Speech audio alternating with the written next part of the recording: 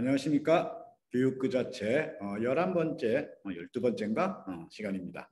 지금 웹캠 스탠드도 문제가 있고 또 제가 작업하는 것도 시간이 좀 바쁘고 게다가 지금 USB 콘덴서 마이크도 고장이 나가지고 그냥 지금 맥북 내장 마이크를 사용하고 있습니다. 그래서 음질이 조금 부족하더라도 이해해 주시기 바랍니다. 총체적인 난국입니다. 이렇게 총체적인 난국이라도 우리는 계속해서 삶을 살아갑니다. 근데 이렇게 그냥 살아가는 삶은 과연 우리에게 어떤 즐거움을 줄까요? 글쎄, 저는 별로 즐겁지 않을 것 같습니다. 편안할 수는 있습니다. 이렇게 별로 생각하지 않고 그렇게 살다 보면은 편안하고 안전하다라는 느낌 혹시 받을 수 있을지 지난 시간까지 우리가 이제 존재자, 존재 뭐 이런 이야기를 했습니다. 이런 얘기를 하면은 대체적인 반응이 아이고 머리 아프다, 골치 아프다. 머리 복잡하다 뭐 이런 이야기를 합니다.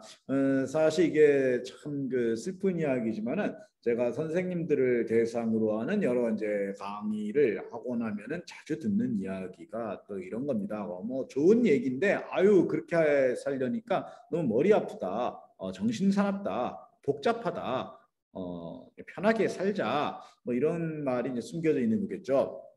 그리고 이제 또 저를 이제 좌절시키게 하는 반응 중에 하나가 이제 자료 좀 달라. 그죠? 그러니까 저는 그 기존의 것들을 그 문제 의식을 가지고 접근해서 새로이 재규정하는 그러한 존재로서의 삶을 요구를 했는데 선생님들은 그것들이 이미 다 끝난 결과물을 요구하는 겁니다. 이렇게 되면 결국은 다시 규정당하겠다는 뜻이 되거든요. 근데 사실 이게 어떻게 보면 편하게 느껴질 수 있을 것 같기도 합니다. 그냥 정해진 것대로 그냥 머리 안 쓰고 살면 되지 않습니까? 그래서 이렇게 나는 이렇게 사는 게 편한 사람들에게 굳이 이 안락은 아니지. 굳이 뭐 머리 복잡한 삶을 요구를 하려면은 뭔가 인센티브가 있어야 되겠습니다. 그러니까 이렇게 사는 게 더 좋다라고 하는 게 있어야죠. 그냥 이렇게 사는 게 사람다운 거다라고 당위로 밀어붙여서 할 일은 아닌 것 같습니다. 그게 물론 당위로 밀어붙이는 건 이거죠. 사람이 그냥 규정된 대로 존재자로만 살겠다는 사람들로 가득한 인간 사회는 결국 멸망하거든요. 어떤 창조적인 힘도 발휘할 수 없게 되기 때문에 결국은 조금의 그 환경 변화에도 맥을 못 추고 그냥 무너지고 말 겁니다. 즉 유전자의 진화를 크게 기대하기 어려운 사람이 그 급변하는 여러 가지 환경 속에서 생존하기 위해서는 창의적인 생각들이 계속해서 튀어나올 수 있는 조건이 만들어져야 되죠. 그러려면은 주어진 대로 규정된 대로 살지 않으려고 하는 힘이 사람들에게 있고 그런 힘을 가진 사람들이 많아져야 되겠죠. 이걸 인류 전체, 인간 사회 전체를 놓고 보면 이런 식으로 정당화를 할 수가 있습니다. 하지만 그렇게 사는 게 힘들다는 말이죠. 그렇게 안 살겠다는 사람들은 너가 인류를 위하여 혹은 인간 사회를 위하여 혹은 뭐 우리나라를 위하여 힘든 삶을 선택하라라고 강요할 수는 없는 겁니다. 따라서 그런 사람들이 많기를 원한다면은 그러한 식의 삶이 그렇지 않은 삶, 그냥 규정된 대로 사는 삶, 존재자로 사는 삶보다 더 좋다, 더 훌륭하다라고 하는 것들을 보여주고 느끼고 깨닫게 해야 되는 것이죠. 그게 바로 저는 기쁨이라고 생각합니다. 이 존재자로 사는 것보다 존재로 사는 것이 더 좋다라고 하는 것, 그게 더 인간적이다라고 하는 것을 아는 것하고 그것을 알지만 그게 너무 힘들어 보여서 하지 못하겠다는 사람들을 그걸 하게끔 힘을 주고 그 행동을 동기를 이끌어내는 것하고 이거는 별개의 문제인 거죠. 이거는 이성이나 지성으로는 해결되지 않는 문제입니다. 바로 감정의 영역이죠. 즐거움, 쾌락 혹은 그 미적인 아름다움 이러한 감정이 여기에 들어가게 됩니다. 그래서 존재자에서 존재로 도약할 경우 우리는 기쁨을 느낀다라고 하는 것들이죠. 실제로 우리는 기쁩니다. 물론 그 기쁨을 누리기가 쉽지가 않습니다. 이거를 경험해 본 사람은 압니다. 내가 늘 규정당하는 자에서 자유로이 규정하는 자로 새로 일어섰을 때의 그 쾌감을 아는 사람들은 다시는 규정당하는 자의 위치로 가려 하지 않습니다. 그러니까 자유가 아니면 죽음을 달라, 이런 이야기까지 나왔겠죠. 하지만 그 기쁨을 누려보지 못했다면은 결국은 당장에 부딪히게 되는 여러 가지 진입장벽을 넘어서려 하지 않을 겁니다. 오히려 거기에서 두려움을 느끼게 되죠. 내가 정해야 된다고? 그냥 편하게 하면 되는데 내가 정해야 된다고? 뭐 정해진 게 없다고? 그럼 내가 어떻게 해야 되지? 하는 이러한 자유의 두려움을 느끼게 됩니다. 혹은 기쁨을 추구하기는 하되 존재로서 일어서는 다소 고통스러울 수도 있는 진입장벽을 넘는 대신에 손쉽게 기쁨을 얻으려고 하는 쪽으로 빠질 수도 있습니다. 그게 바로 마약이나 각종 중독적인 행위가 되겠죠. 우리는 이 둘로 빠지지 않게 학생들을 길러내야 됩니다. 결국은 존재로 일어서려면 그 기쁨을 잘하면서부터 규정하고 재규정하는 속에서 자신을 변화 발전시키는, 그리고 세상을 자신의 의지대로 만들어가는 그러한 즐거움을 계속해서 느끼게 만들어야 됩니다. 그래서 이제 예술 교육을 굉장히 중요하게 생각하는 거죠. 그러한 경험을 하는데 예술만큼 좋은 건 없지 않습니까? 내가 평범한 이 흙덩어리를 보시니 좋더라, 아름다운 걸로 바꾸는 그 즐거움 말이죠.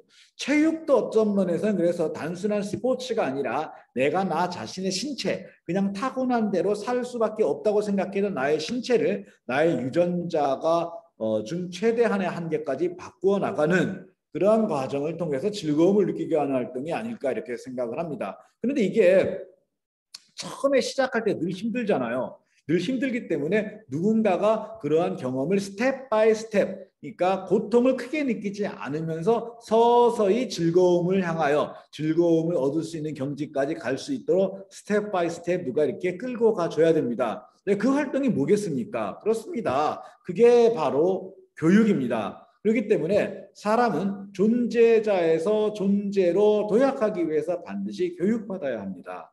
우선 내가 존재자에서 존재로 도약해야 한다라는 것을 깨닫는 것부터 교육이 필요하죠. 그렇게 도약한 사람들, 도약한 사례들을 보고 거기에 동경이나 존경심을 느껴야 그러려고 하는 마음을 가지게 될 테니까 말이죠. 그리고 나면 그 다음에 그러한 존재가 되기 위한 도전에 나서게 동기가 만들어지고, 그 다음에 첫 번째 진입장벽에서 쓰러지지 않고 그것을 기꺼이 이겨낼 수 있는 의지와 여러 가지 방법들을 가르쳐주게 되는 거죠. 무엇보다도 어릴 때부터 이런 식으로 자신의 규정을 넘어서는 활동과 경험을 많이 했던 사람은 나이를 먹어서도 계속 그렇게 산다라는 겁니다. 그래서 주어진 일이 끊어졌을 때, 가령 늘 시키는 일만 하던 월급쟁이로 살다가 퇴직을 했을 때 갑자기 멘탈이 무너지면서 인간으로서의 어떤 존엄을 잃어버리는 그런 일이 일어나지 않고 어떤 상황에서든 계속해서 무엇인가를 갱신하고 만들어내는 즐거움을 찾기 위해 노력을 하게 될 것이라는 겁니다. 그런 사람에게야말로 그야말로 나이란 단지 숫자에 불과한 것이 되겠죠. 앞으로 초고령 사회가 된다고 합니다. 요즘 이렇게 학생들을 가르치다가 보면은 미래를 이렇게 계획할 때 60세에 은퇴한다고 계산하고 은퇴 후의 생활을 80 정도까지 살아간다라고 하자, 이렇게 이제 예를 많이 들어봅니다. 아무래도 기대 수명이 80대 초반으로 되어 있기 때문에 대충 그 정도로 맞추는 건데, 그 아이들의 반응은 그러면 애게 이런 반응이 나옵니다. 그러니까 요즘 그 아이들에게는 80에 죽는 게 요절로 느껴질 정도입니다. 그럼 우리는 도대체 얼마나 오래 더 살아야 될까요? 굉장히 훨씬 많이 더 살아야 되겠죠. 그렇다면 은퇴 이후에 짧게는 20년, 길게는 30년 넘게 살아야 되는, 어떤 면에서는 직업을 가지고 있던 시간보다 더 많은 시간 동안 살아야 될 이 시간을, 그래서 단지 노인, 은퇴자, 연금 생활자 이 정도의 단순한 규정 속에 갇혀서 살까요? 그 얼마나 그 인생이 비참하겠습니까? 평소에 자신을 끊임없이 재규정하고 세상을 재규정하고 재창조하는 그러한 훈련이 되어 있는 사람이 되어야 되겠죠. 그런 점에서 교육은 인간을 인간답게 하는 가장 중요한 연결고리라고 생각을 하는 겁니다. 그래서 저물어가는 시간이 다시 새로이 떠오르는 시간이 되도록 하는 거죠. 네, 이번 주 교육 그 자체는 어떤 면에서는 교육이라기보다는 인생에 대한 이야기를 한 것 같습니다. 제 뒤에 배경에 이렇게 그 노을을 깔아놓은 이유가 있습니다. 이 상태에서 여러분은 이게 뜨는 해인지 지는 해인지 아시겠습니까? 이게 아침 노을인지 석양의 노을인지 아시겠습니까? 알 수가 없습니다. 이 빛의 현상은 동일하니까요. 그래서 떨어지는 해, 이 시간, 석양의 시간을 우리는 찬란하게 만들어서 마치 떠오르는 시간처럼 만들 수도 있는 겁니다. 그것은 어디까지나 우리가 늘 존재로의 도약을 할 수 있는 준비가 되어 있을 때 가능한 것이죠.